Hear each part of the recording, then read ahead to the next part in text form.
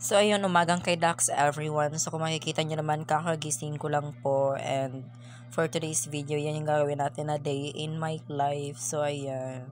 Kahit wala naman tayong life. Charis. Kung mapapanood ninyo mga bakla, ayan, kakagising lang natin. And ang kalat pa ng paligid natin dyan. And ayan, so ayan, bumangon na si Akla. Ayan, diba?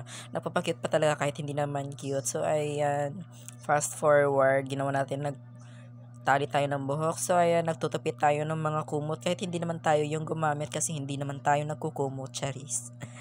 So, ayan, ang sexy-sexy natin dyan. Kung makikita nyo naman nagtutupi ako, makikita nyo naman yung nakalaylay, diba?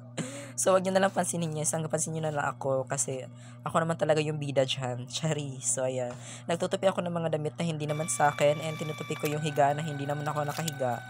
At nililigpit ko yung mga hanger kahit hindi naman ako yung gumamit and yung mga medyas at mga charger at ayan, naka-display pa talaga yung ano ni Kachiyo na gray kahit hindi ko naman ginagamit, diba?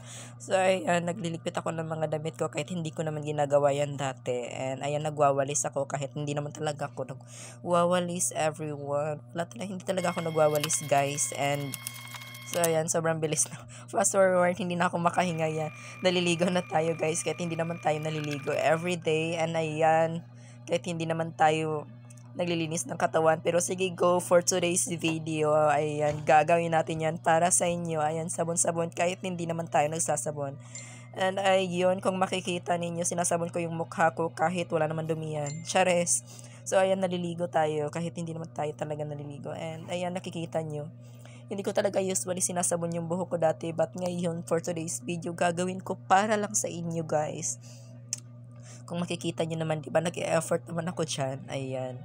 So sorry guys sa boses ko, namamawas talaga ako kasi ang sakit-sakit talaga ng lalamunan ko as in my sore throat ako ngayon guys. Kung mapapansin nyo, nag-iiba yung boses sa totoong boses ko, diba? Actually, yan, ang tagal maligo ni Akla. Hindi ko na talaga na-edit yan guys kasi hindi naman talaga ako marunong mag-edit. So ayun, kung makikita niyo, 'di ba? So ayun, ilang buhos na yan, hindi pa rin naging fresh. Wala pa rin fresh na nakikita, walang bakas ni konti, 'di ba? Kung makikita niyo, ayan, nakalaylay pa rin yung pinagmamalaki nating dating.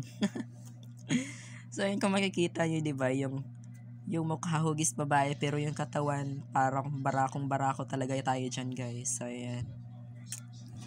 So hanggang dito na lang yung ibo voice offer ko. Tingnan nyo, panoorin nyo na lang hanggang dulo kasi hindi ko na explain yan kasi napagod na ako mag-edit and music ko na lang yan. Bye everyone. Watch till the end.